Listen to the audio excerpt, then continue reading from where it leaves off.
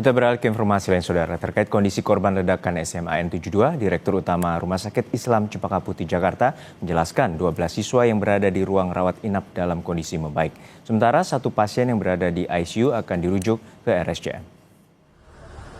Dirut RS Islam Cempaka Putih, Pradono Hangdojo, menjelaskan bahwa tindakan rujukan karena fasilitas RSCM yang lebih memadai. Selain itu juga kondisi 12 pasien lainnya masih dalam ruang perawatan dan kian membaik. Pradono menjelaskan bahwa kebanyakan dari mereka mengalami gangguan pada gendang telinga akibat ledakan.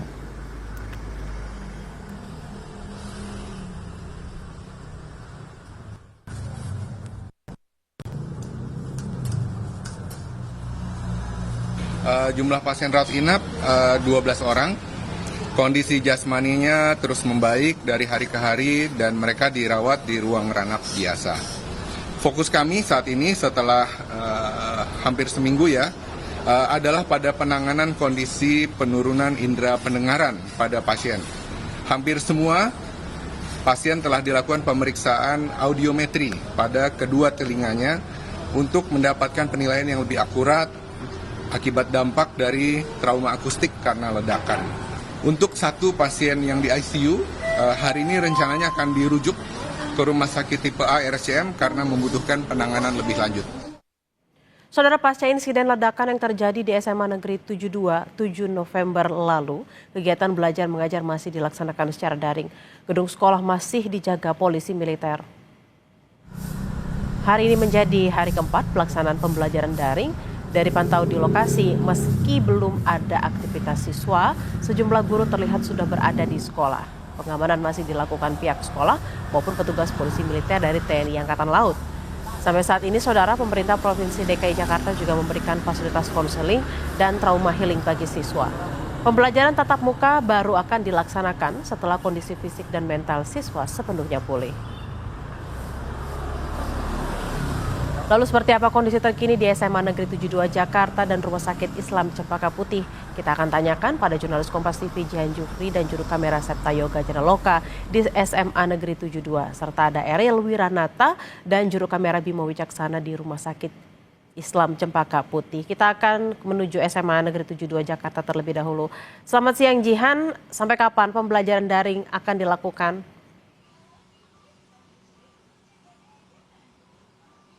Ya, Bella dan juga saudara, memang pasca dari ledakan yang terjadi 7 November lalu, pembelajaran secara daring masih dilakukan di SMAN 72 Jakarta dan hari ini terhitung di hari keempat dilakukannya pembelajaran jarak jauh atau pembelajaran secara daring untuk siswa-siswi dari SMAN 72 Jakarta.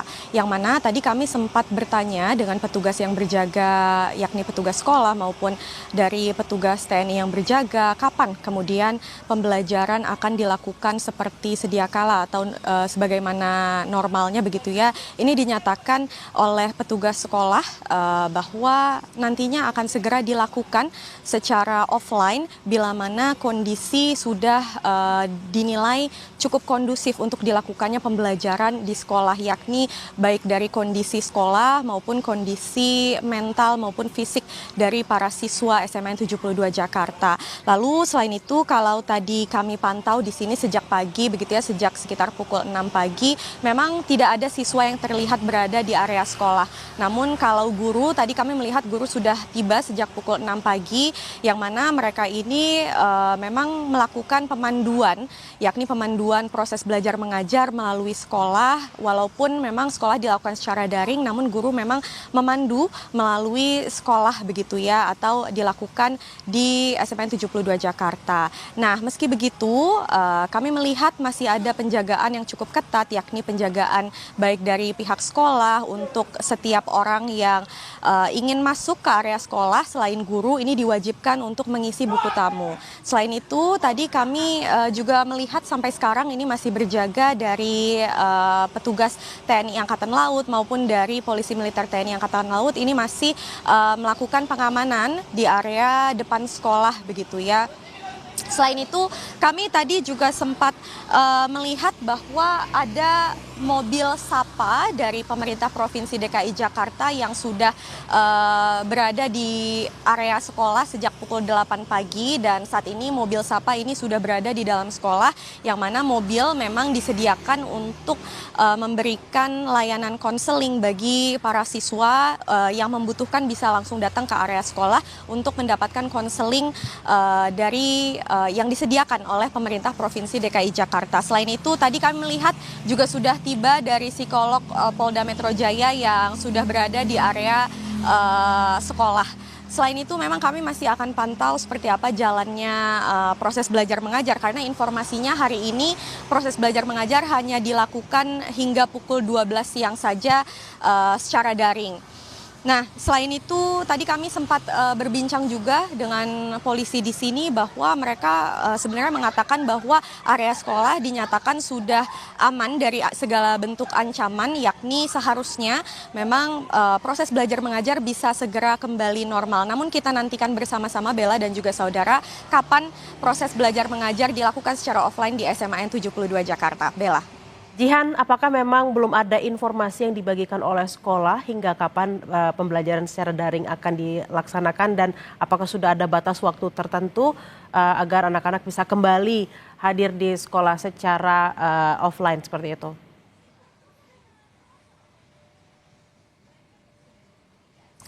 Ya, Bella dan juga saudara, betul memang belum ada waktu yang pasti, belum ada kepastian juga dari pihak sekolah kapan nantinya sekolah yang dilakukan secara daring ini akan selesai dan kemudian dilanjutkan dengan sekolah yang dilakukan secara offline di SMAN 72 Jakarta. Maka dari itu memang ini dinyatakan oleh guru bahwa dilakukan secara situasional, artinya bila mana kondisi fisik dan juga mental dari para siswa SMAN 72 Jakarta ini dinilai sudah siap untuk kembali melakukan pembelajaran secara offline di sekolah, ini akan segera dilakukan. Sebelumnya kami juga sempat mendapatkan informasi dari KPAI bahwa seharusnya pembelajaran daring ini dilakukan selama 3 hari awal, lalu kemudian dilanjutkan untuk peninjauan apakah kemudian dinilai sudah siap untuk dilakukan proses belajar mengajar kembali di sekolah. Nah, memang dari itu seharusnya kami masih menunggu informasi terkini baik itu dari pihak sekolah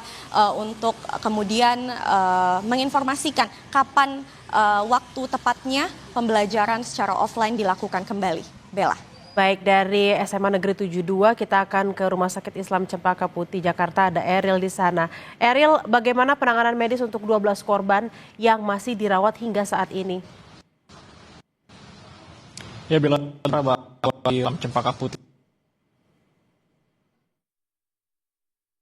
12 korban di SMA dari siswa Jakarta yang di mana di SMA 72 Jakarta yang di mana korban tersebut adalah keadaannya di mana bahwa dari mereka rata-rata dikatakan bahwa terkena gangguan pada gangguan telinga, yang di mana sebelumnya juga ada salah satu pasien yang berada di ruang ICU namun sudah dirujuk menuju RSCM yang di mana untuk dilakukan operasi cangkok kulit karena RSCM dinilai lebih memiliki fasilitas yang memadai. Selain itu juga bahwa dari psikologis anak sebanyak 12 yang berada di rumah sakit Islam Cempaka Putih sendiri bahwa didampingi baik dari pihak rumah sakit lalu